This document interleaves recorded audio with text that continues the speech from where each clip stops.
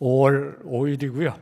또 가정의 달이라 저희들에게 주신 가정과 가정을 통해서 전해지는 믿음의 이 전통이 얼마나 중요한지를 함께 룻기를 통해서 살펴보았으면 하는 마음입니다. 룻기는 히브리 이야기 가운데 가장 모범적인 그런 이야기라고 알려져 있는 짧은 성경입니다. 세상에서 제일 아름다운 이야기라고 일컬어지기도 하는 그런 이야기입니다. 단순히 아름답기만 한 것이 아니라 사실 이 짧은 책 속에는 구속의 역사가 무엇인지를 아주 압축해서 보여주는 요소들이 가득합니다. 특별히 한 가족이 잊어버렸던 땅과 그리고 모든 자손이 대가 끊기는 그런 절망적인 상황 속에서 정말 기적과 같이 그 땅도 되찾고 또 다시 그 가정의 자손들이 이어지는 그런 역사 이야기입니다. 이 이야기에 4명의 중요한 인물들이 등장합니다.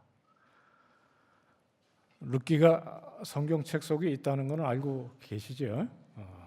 우리 삼일교회 성도님들은 그 정도는 다 아시리라고 생각을 합니다만은 제가 학교에서 학생들을 대하면서 특별히 고등학교를 마치고 올라온 아이들의 성경 실력을 보니까 조금 우려스러운 면이 있어서 높아심에 이 4사람의 이야기를 통해서 짧게라도 룻기의 전반적인 줄거리를 소개는 해야 되겠다는 생각을 했습니다.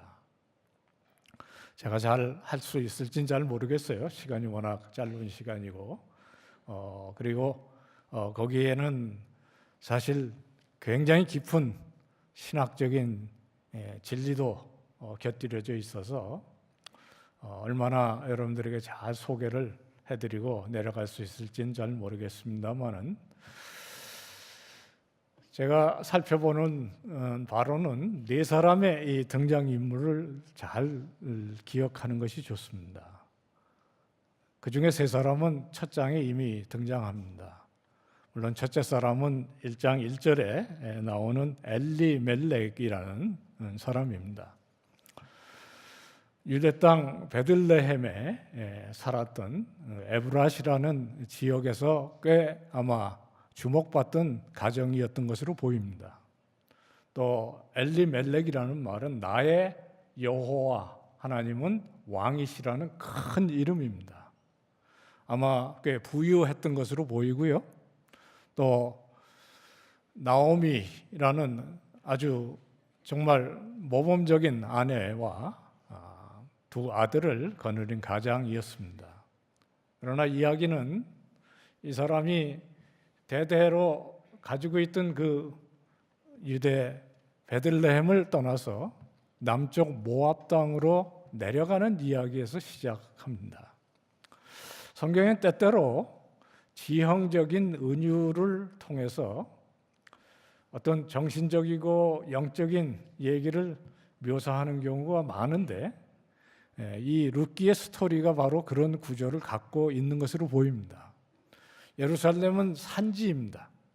모압은 평지예요. 그래서 그것도 남쪽으로 내려가는 길인데 그 남쪽으로 내려간다는 것은 성경 전반에 살펴볼 때 특별히 룻기 바로 앞에 있는 사사기와 그리고 여호수아와 출애굽 이야기로 잇대어 보면 하나님께서 종되었던 이스라엘 백성들을 출애굽이라는 놀라운 역사를 통해서 하나님의 약속한 복지인 가나안으로 이끌어 드리는 그 역사에 역행하는 길이라는 것을 생각할 수 있게 합니다.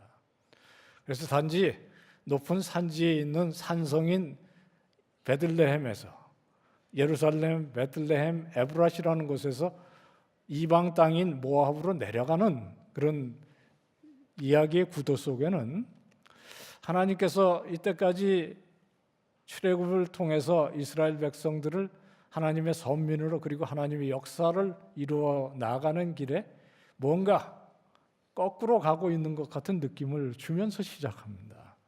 그리고 놀랍지 않게 엘리멜렉은 그 길로 모든 가정이 사실은 어떤 면에 절망적인 상황으로 빠지는 그런 슬픈 이야기는 시작합니다.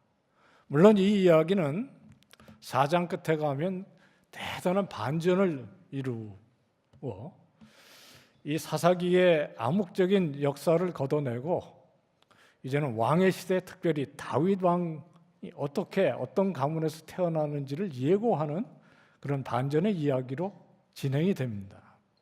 그래서 1장에 나오는 엘리멜렉, 그의 아내 나오미, 그리고 그 집의 둘째 며느리였던 룻, 이 세 사람 외에 2장 1절에는 보아스라는 그 지역에 이들이 다시 고향으로 돌아갔을 때 마치 기다리고 있기는 했던 것처럼 이 룻을 자기 밭에 떨어진 곡식들을 줍게 하는 편의도 제공하고 선한 마음으로 보호하고 결국엔 룻을 그 아내로 다시 삼을 뿐만 아니라 사실 룻을 아내로 삼는다는 것뿐만이 아니라 옛날 엘리멜렉이 포기하고 내려갔던 그 땅을 되사서 이제는 룻의 가족의 대를 잇게 하는 그 이스라엘의 법이 그렇거든요. 그래서 그 땅을 되찾으면 그것은 보아스의 것이 되는 것이 아니고 이제 룻과 나오미와 사실은 엘리멜렉 가족의 토지가 되는 이야기입니다. 그리고 룻에게서 태어나는 아기가 오벳이고 오벳은 바로 다윗 왕의 할아버지가 되는, 그래서 이 룻기라는 짧은 이야기 속에 하나님께서 출애굽 이후에 정말 이스라엘이라는 국가를 일으켜 그곳에 장차 왕의 왕이 되시는 예수 그리스도 어떤 과정을 통해서 태어나는지를 이해할 때 빠질 수 없는 짧은 이야기가 사사기와 사무엘 사이에 끼어 있는 것이거든요. 어떻습니까? 제가 지금 제대로 하고 있나요? 아무 반응이 없으시면 하여튼 그냥 제가 하던 대로 하겠습니다. 그래서 이 이야기는 사실 상당히 슬픈 이야기에서 시작이 되어 갑니다. 그리고 전체 이야기 속에 아까 말씀드렸던 대로 엘리멜렉, 나오미, 그리고 룻, 그리고 보아스, 거기에는 그 잃어버린 유업인 땅, 그리고 그것을 되찾을 때에 거기에 둘러싸여 있는 유대의 그 관습들 속에 잃어버린 것을 되찾고 죽은 것과 같은 이 가정을 다시금 되살리는 이야기는 사실 영적으로 죽고 소망이 없었던 인류가 예수 그리스도라는 대속의 구주가 자기 목숨을 담보로 우리를 되사서 하나님의 생명의 역사를 어떻게 되살렸는지에 대한 이야기가 중첩되어서 읽힐 수 있는 그런 이야기가 되는 겁니다. 그렇게 되는 것이 아니라 원래가 그런 이야기로 쓰여진 것입니다. 엘리멜렉, 대단한 이름의 사람이었습니다마는 어떤 이유에서인지 가나안 정복 이후에 나누어진, 그리고 그 나눠진 땅 중에서도 가장 핵심이 되는 유대, 예루살렘, 그리고 장차 예수 그리스도가 태어나게 되는 베들레헴, 거기에 핵심적인 아마 부분이었던 에브라시라는 곳을 포기하고 왜 이방 땅인 모압으로 내려가는 것일까? 거기서부터 우리들이 생각을 출발하는 것이 좋을 것입니다. 이방 땅 모압에 그냥 잠시 흉년과 기근을 피해서 내려간 것만은 아닌 것 같이 보입니다. 사실 믿음의 조상 아브라함도 하나님께서 이 팔레스타인에 가나안 땅에 오게 하셨을 때에 기근을 만나니까 애굽으로 아말렉 쪽으로 내려간 일이 있고요. 또 그의 손자인 야곱도 기근을 피해서 모든 가족을 끌고 애굽으로 내려가기도 했지만 지금 이 시점은 그때와는 다른 시점입니다. 족장들 아브라함, 이삭, 야곱은 장막에서 우거하는 생활을 했지만 이들은 자기의 땅이 있었고 그리고 그 땅을 통해서 하나님께서 하시고 있는 일들을 증언해야 되는 그리고 그 중에서도 수도에 사는 중요한 인물이 그 모든 것을 포기하고 모압으로 내려갈 뿐만 아니라 그냥 잠시 간 것이 아니라 적어도 이야기의 시작은 10년을 거기서 살고 있었다. 그런 이야기로 시작합니다. 아마 이런 비극적인 사건이 없었더라면 그 10년이 100년을 넘어서 대대손손 잊혀진 가족이 될 수도 있는 그런 이야기입니다.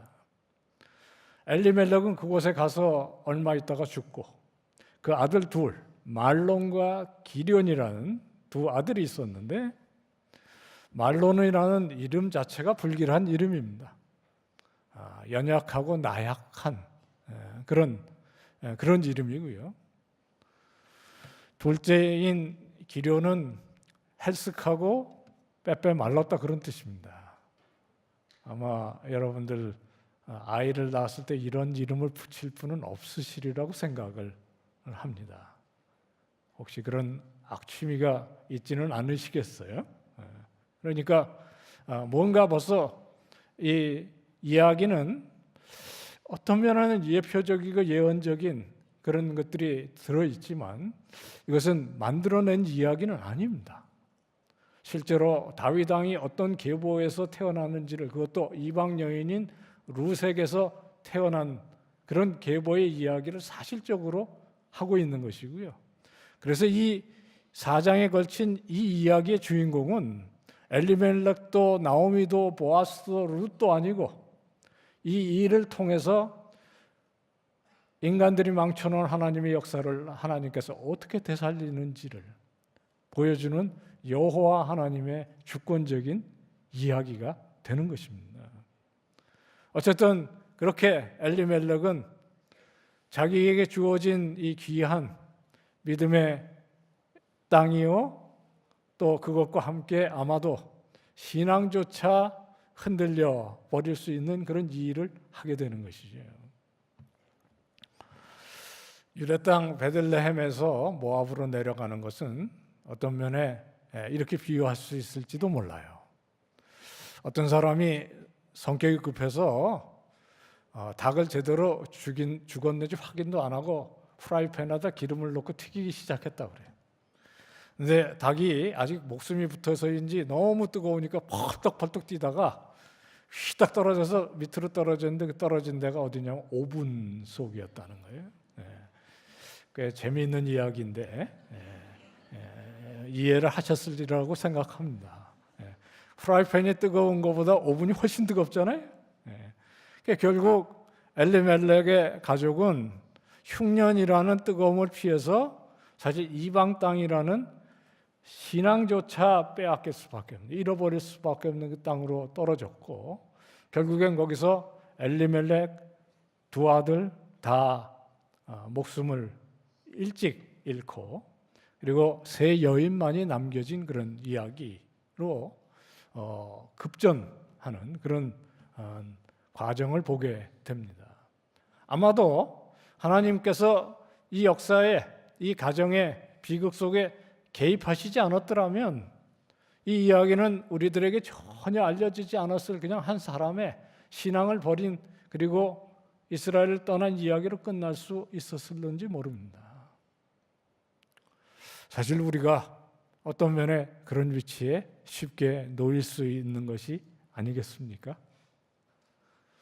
한국 사회도 우리 장로님 조금 전에 기도하신 것처럼 참 쉽지가 않습니다. 여러 가지 경제적인 사회적인 어려움에 잇대어서 사회적인 갈등도 만만치 않죠. 지난 대선 때 제 친구 하나가 저한테 한 얘기가 있어요. 이번 선거에서 자기가 찍으려는 후보가 당선되고 안 선거고 그거는 불문하고 어떤 자기가 싫어하는 특정 후보가 15% 득표율을 넘으면 내가 짐 싸서 이민 간다. 아마 여러분 가운데서 혹시라도 그런 생각하셨을 수 있을 겁니다. 정말 지겹다. 나는 왜 이런 땅에 태어나서 왜 이런 노력해도 너무 힘들고 거기다가 여건까지 좋지 않아서 흉년이 든 이 땅, 내가 더 이상 이 땅과 이 땅이 품고 있는 비전에 내 자신을 내맡기고 살아야 될 이유가 없다라고 우리들이 생각할 수 있지 않겠습니까? 저 자신이 사실 한국에서 산 날과 외국에서 산 날을 비교해 보니까 조금 쓰는 웃음이 나왔어요. 유학생활 오래 했고요. 또 그 다음에도 가서 일하느냐 한동안 또 떨어져 있었고요. 저는 이 세계화 시대에 또 특별히 하나님께서 부르시는 일이 있으면 선교도 갈 수 있는 것이고 또는 이민도 할 수 있다고 생각합니다. 그러나 그 속에 혹시라도 우리 마음 가운데 우리들에게 허락하시는 가족과 공동체를 떠나는 마음이 작동한다면 한 번쯤은 생각해 봐야 하고 무엇보다 교회라는 공동체를 내 발로 걸어 나갈 때 우리들의 심령은 좀 이런 얘기를 통해서 살펴봐야 하는 것이 아닐까 하는 생각을 해봅니다. 제가 학생일 때 많은 사람들이 참 감명 깊게 읽었던 책이 있어요. 갈매기의 꿈이라는 리차드 마크의 소설인데 이게 사진 소설이라 글만큼이나 이 그림이 많아요. 내용도 굉장히 간단하고요. 갈매기, 조나탄 리빙스턴 시걸이라는 갈매기가 있는데 아래서 깨어나서 살다가 여기를 떠나서 높이 날아 올라가는 이야기, 자유를 구가하는 어떤 면에 얽어매기 싫은 모든 인연을 다 떠나버리고 정말 창공을 향해서 높이 나는. 그래서 이것을 자유주의의 한 심볼이라고 그렇게 평한 사람이 있습니다. 아마도 우리들의 인간성 속에 또는 죄성 속에는 참 주변과 유대하고 그리고 그 속에서 희생적으로 사실 이 룻기가 보여주는 것 같은 그 이웃을 선대하고 이웃의 복지를 위해서 내 자신을 좀 희생도 하며 그러면서 하나님의 역사를 생각하는 그런 마음보다는 다 귀찮다. 좀 다 후를 떨쳐버리고 떠났으면 좋겠다 하는 생각이 우리 속에 늘 있지는 않은지 한번 살펴보는 것도 룻기를 읽는 좋은 방법이 아닐까 생각을 해보게 됩니다. 모압으로 내려간 엘리멜렉, 결국엔 비극적인 역사를 맞게 되는데 이 이야기는 거기서 그렇게 끝나지 않습니다. 저는 성경의 모든 이야기들이 정말 인간이 하나님의 뜻과 하나님의 계획과 하나님의 계속되는 역사에도 불구하고 자기 자신 비전에 사로잡혀서 움직이다가 다 망가뜨린 일들을 수습하시며 하나님의 은혜를 드러내는 역사에 정말 감동을 합니다. 그것도 실화로. 구약성경 곳곳에 그런 얘기가 있고 마침내 그 이야기들을 모여서 하나님의 커다란 구속의 이야기를 할 뿐만 아니라 오늘 이 룻기같이 가정의 달에 우리들이 한번 잊지 않고 생각할 이야기들이 담겨있는 그것도 아름다운 형태로 담겨있다는 것은 얼마나 오묘한 일인지 모르겠습니다. 우리가 이게 성경을 사랑해야 되는 이유가 충분히 되는 것이라고 생각이 듭니다. 그래서 이 이야기는 나오미의 며느리 룻의 이야기로 옮겨가지 않습니까? 나오미는 더 이상 여기서 살아야 될 이유도 모르겠고 또 들려오는 소문에 의하면 하나님께서 그 땅에 양식을 다시 주셨다 그러는데 이 역사는 사실 사사기 내내 반복되던 이야기입니다.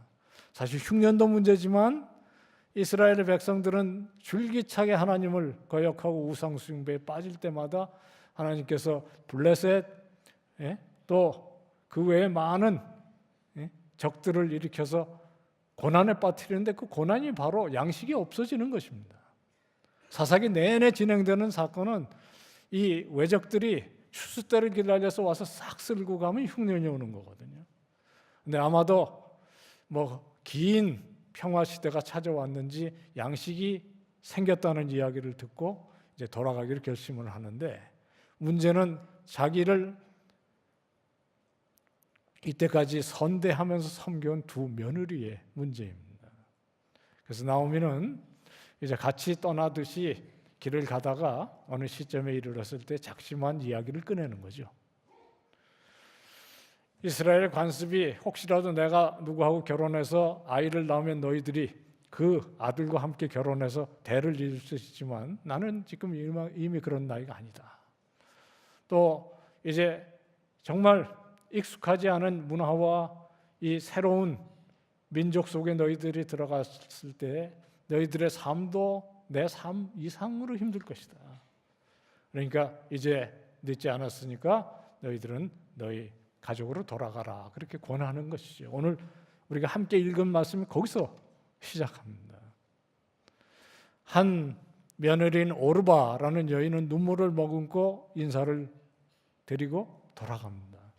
또 한 사람 룻은 오늘 지적하고 싶은 그리고 결론으로 생각하고 싶은 그 유명한 사랑의 고백이자 신앙의 고백으로 이 이야기의 반전에 한 실마리를 트는 것이죠. 어머니의 하나님이 나의 하나님이 되고 어머니의 백성이 나의 백성이 되고 그리고 어머님의 묻히는 곳 장지가 나의 묻히는 곳이 되리라. 대단한 희생적인 고백이 담긴 것입니다. 그리고 거기에는 사실 그럴 수 없게 강한 신앙 고백도 들어있는 것이죠.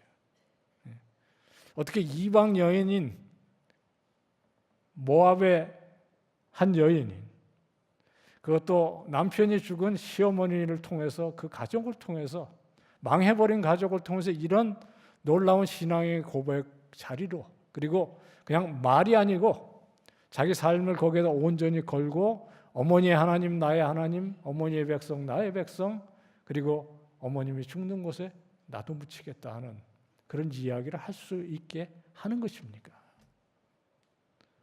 성경 이야기 속에서만 볼 수 있는 위대한 반전의 스토리가 아니겠습니까? 이 이야기는 아마도 성경 속에서 우리들이 추측만 할 뿐 도대체 이 망해버린 어떤 면은 비극으로 가득한 이 가정 속에서 이방 여인인 룻이라는 이 여인이 보게 된 이 하나님의 역사는 무엇일까를 추정만 가능하게 합니다. 그렇지만 결과는 분명한 것이 룻은 그 여인의 자기 자신의 말처럼 그렇게 했고 그리고 그 역사에 하나님께서 놀라운 축복으로 보아스라는 사람을 만나게 하고 또 그 사람의 마음속에 이 가정을 불쌍히 여기는 선대하는 마음으로 이들을 대하게 되면서 엘리멜렉 가족이 다시 살아나는 이야기로 이어지게 됩니다. 그 이야기 이제 끝을 맺기 위해서 설교가 끝난다는 얘기는 아닙니다. 4장을 한번 보실 수 있으면 좋겠습니다. 성경을 가지신 분들은 4장에 가면 이 보아스가 룻을 아내로 삼는 이야기가 13절에 나옵니다. 제가 한번 읽겠습니다. 이에 보아스가 룻을 맞이하여 아내로 삼고 그에게로 들어갔더니 여호와께서 그에게 임신하게 하심으로 그가 아들을 낳은지라. 이 아들은 이제 보아스의 아들이 아니고 사실 기련의 아들이 되는 것이고 엘리멜렉의 아들이 되는 것이고 그것과 함께 보아스가 돈을 주고 산 그 엘리멜렉의 회복된 땅의 이제 후계자가 되는 것이니까 사실 보아스는 실컷 남에게 좋은 일을 하는 것입니다. 그래서 되살리는데 그 다음 이야기가 이렇게 진행됩니다. 우리 14절 혹시 같이 읽어보시면 좋을 것 같습니다. 같이 읽겠습니다. 여인들이 나오미에게 이르되 찬송할지로다 여호와께서 오늘 내게 기업 물을 자가 없게 하지 아니하셨도다. 이 아이의 이름이 이스라엘 중에 유명하게 되기를 원하노라. 그리고 15절은 이렇게 갑니다.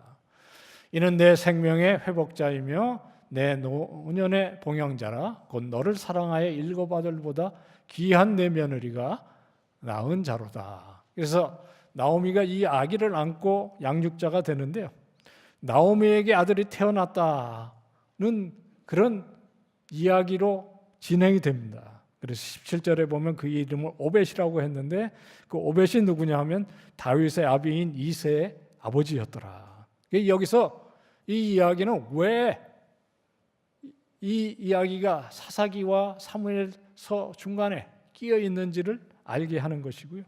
결국 이 역사는 하나님의 놀라운 반전의 역사로 이어지는 그 줄거리를 우리들이 따라갈 수 있게 되는 것입니다. 재미있으셨어요? 룻기 이야기는 충분히 이제 조금 여러분들의 관심사가 되었으면 하는 마음이 간절합니다. 사실 오늘 우리 아까 우리 3일 뉴스에 어린아이가 나와서 주일학교에 대한 이야기를 하는데 그게 굉장히 중요하거든요. 주일학교를 다녀보신 분들은 그 기억이 소중할 뿐만 아니라 왜 주일학교에서부터 또는 가정에서부터 어린아이들에게 이 하나님의 하신 이 이야기, 창세기로부터 요한계시록에 이르는 이 이야기들이 끊어지지 않고 이어져야 하는지를 우리들이 깨닫게, 그리고 다시 한번 잊지 않고 기억하는 그것이 오늘 어린이 주일에 결국엔 예배의 핵심이 되지 않겠습니까? 그런 것들을 일깨워주는 이야기로 룻기가 적절한 이야기가 아니겠습니까?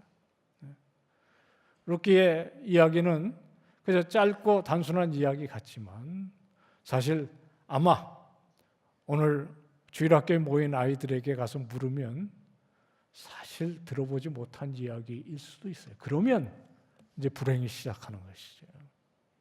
왜냐하면 사사기 1장에 보면 사사기 비극이 뭐냐면 결국엔 그들이 출애굽도 잘 기억 못하고 하나님께서 광야에서 하신 일들을 제대로 이해하지 못하고 여호수아가 살아있을 때, 모세가 살아있을 때 있었던 일들을 다 잊어버린 사람들. 이들은 다음 세대가 아니라 다른 세대가 되는. 그래서 우리 담임 목사님 늘 얘기하는 것처럼 그 비극적인 사사기 역사의 시작이 되는 것이기 때문에 그렇습니다.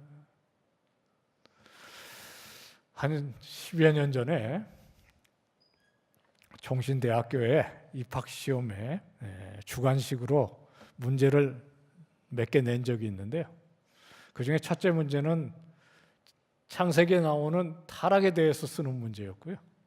둘째 문제는 창세기에 나오는 요셉이 청년들에게 주는 성윤리가 뭐냐 묻는 것이었습니다. 근데 그 질문에 요셉은 마리아의 남편이었다 이렇게 시작하는 답이 꽤 많았어요. 아무도 안 웃으시면 굉장히 곤란한 겁니다. 창세기에 나오는 요셉은 마태복음에 나오는 마리아의 남편 요셉과 같은 인물이 아니죠. 이거 가슴이 덜컹하네요. 3번 얼마나 친절한 문제였는지 몰라요. 룻기에 나오는 나오미의 둘째 며느리의 이름을 쓰고 그 문제에 답이 있습니다. 그 며느리가 한 일을 효도의 차원에서 설명해 보라. 그런 문제였습니다. 거의 대다수가 백지였습니다. 저희 그 총신대학교는 신학과는 말할 것도 없고 교회음악과, 유아교육과, 뭐 역사 교육과 다 세례 교인이 아니면 입학 원서를 내지 못하는 학교예요. 그러니까 다 세례 교인입니다. 근데 이 3번 문제에 대책이 없는 거예요. 채점하는 입장에서 너무너무 행복했어요. 빨리 지나갈 수 있으니까. 그러나 안타깝게는 그지없었습니다. 그러던 중에 한 사람이 꼼꼼히 쓴 답이 있어서 얼마나 반가웠는지 몰라요. 읽어보니까 이렇게 시작해요. 오 주님, 이 죄인을 용서하옵소서. 나오미가 누구인지는 모르겠는데 그 둘째 며느리의 이름까지 어떻게 알겠습니까? 그리고 뭐 주저리 좀 썼어요. 미안하니까. 그리고 끝에 이렇게 썼습니다. 제가 힘이 부족한지는 아오나 합격만 시켜주시면 최선을 다하겠습니다. 할렐루야 아멘. 이렇게 끝나요. 제가 그 해에 신입생들을 모아놓은 자리에 우리 학교는 들어와서 예수 믿어달라는 학교가 아니지 않냐, 들어와서 제발 성경이나 열심히 읽어라, 이런 답을 해서는 곤란하지 않느냐, 그런 얘기를 했어요. 끝나고 났더니 이쁘게 생긴 여학생이 저를 찾아왔습니다. 제가 그 자리에서 너희들 가운데는 없겠지만 그런 것이 착각이었던 거죠. 그 학생이 굉장히 좋은 성적으로 입학했더라고요. 자기가 그 사람이라고 고백하러 온 거예요. 그래서 교회를 얼마나 다녔냐, 모태신앙이라는 거예요. 그래서 제가 그 순간 제가 깨달은 게 있어요. 이게 애 잘못이 아니라는 것을 깨닫게 된 거죠. 이 성적 좋은 명석한 아이가 주일학교를 어렸을 때부터 다녔는데 왜 이 이야기를 기억하지 못하는 것일까? 이것은 그 부모의 잘못이고 그 주일학교 선생님의 잘못이고 그리고 나 같은 사람의 잘못이다. 그래서 제가 그걸 계기로 해서 결심한 게 하나 있어요. 주일학교 교사님들이 무슨 강의를 해달라면 제가 땅끝까지 가겠다. 오늘 제가 드리고 싶은 말씀의 핵심은 결국엔 이것입니다. 결국 이방 여인 룻이 어머니의 하나님이 나의 하나님, 어머니의 백성, 하나님께서 출애굽시키시고 우리 땅을 거쳐서 가나안 복지로 인도하셨던 그 언약의 백성이 나의 백성이 되고, 이 이야기는요 사실 여호수아의 라합의 이야기를 연상케 하고요, 다말의 이야기를 연상케 하고 곳곳에 일종의 데자부예요. 기시감이 느껴지는 이야기. 이런 일들이 이방 여인들이, 그것도 아주 천한 신분에 있던 절망적인 상황에 있던 여인조차 그래도 이스라엘에 소망이 있다, 하나님의 역사 속에 소망이 있다는 것을 깨닫게 되는 것, 어떻게 그게 가능했을까요? 비록 모든 남자들이 죽고 절망적인 상황에 빠지는 가족이지만 그래도 그 땅을 떨치고 다시 한번 그 언약의 땅으로 돌아가겠다는 나오미의 어떤 면에는 절망적인 모습에 숨겨진 신앙, 그런 것이 아니겠습니까? 저는 우리 믿음의 가정들이 재산도 잃고 심지어는 소위 망하는 참 어려운 가운데 있어도 결국에 우리들에게 남아있는 소망은 이 성경에서 말하는 하나님의 사랑과 능력의 역사를 붙드는 일이라고 생각합니다. 그리고 그것을 놓치지 않는 가정에는 소망이 있다고 생각합니다. 반면에 모든 것이 풍족할지라도, 정말 모든 것이 다 부러움 없이 이루어지는 가정이라도 우리 가정의 다음 세대가 어머니의 하나님, 절대로 나의 하나님 될 수 없습니다. 나는 정말 싫습니다. 어머니의 다니던 교회 생각하기도 싫습니다. 어머니가 태어난 땅도 싫습니다. 이런 비극이 있지 않아야 하는 것이 아닙니까?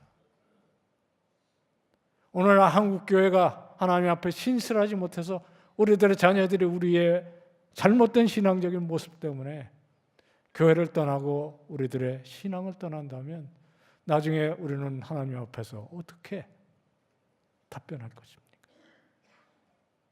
어떻게 생각하면 이 이야기의 다른 사이드는 무서운 경고가 아니겠습니까? 이 이야기를 아름답게 만들 수 있는 우리 3일의 성도님들 되시기를 축원합니다.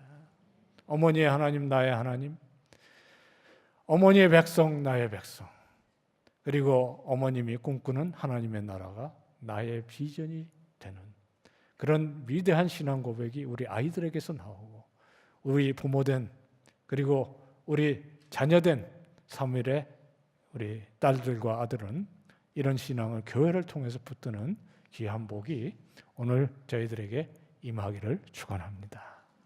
예, 다 일어나서 찬송가 599장 1절만 한번 찬양하고 기도함으로 예배 마치기를 원합니다. 1절만 찬양하겠습니다.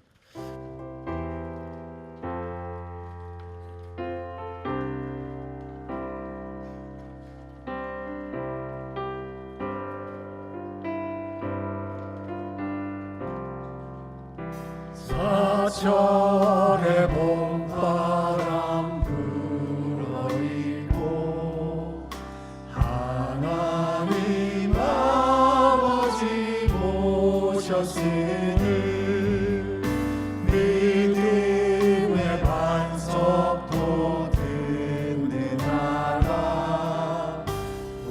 우리 집 즐거운 동산이라 고마워라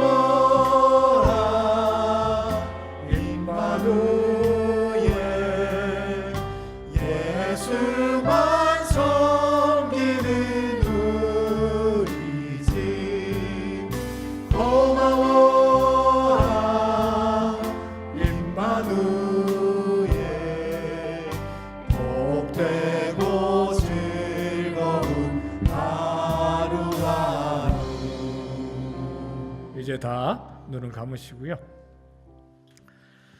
룻의 고백이 우리 가정에 고백되기를 원합니다.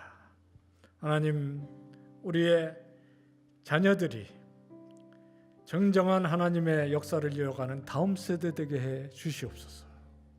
정말 삼일교회가 우리 목사님의 다음 세대를 향한 비전이 삼일교회의 모든 가족의 비전 되게 해 주시옵소서. 그리고 우리 자녀된 우리들, 거꾸로 부모님들의 불신앙 가운데 있다면 그분들에게도 어머니, 아버지, 나의 신앙이 어머님의 신앙, 아버지의 하나님 되시기를 원합니다. 보여드릴 수 있는 저희들 되게 해 주시옵소서. 딱 그 제목만 가지고 잠시 기도하고 오늘 저문을 나가서 삶으로 돌아가도록 하겠습니다. 잠시 기도하겠습니다. 은혜로운 하나님 아버지, 저희들에게 가정을 주시고 이 가정을 통해서 아버지 하나님의 위대한 역사를 주님의 나라에 이르기까지 이어가게 하시니